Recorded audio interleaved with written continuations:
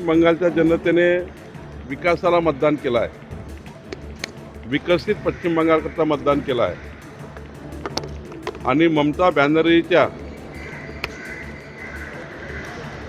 ज्या third degree राजकारण ज्याला म्हणतो, थर्ड डिग्री राजकारणाला उद्ध्वस्त करण्याचं काम बंगालच्या मतदारांनी केलेलं आहे। महाराष्ट्राचे नेते जे विरोधी पक्षाचे आहे यांनी धडा शिकला पाहिजे।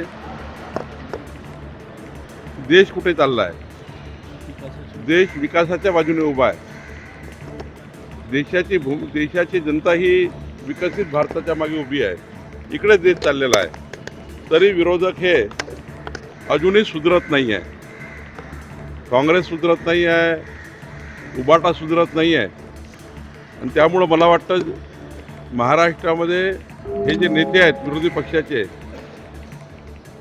हे पुढच्या 2047 पर्यंत महाराष्ट्रामध्ये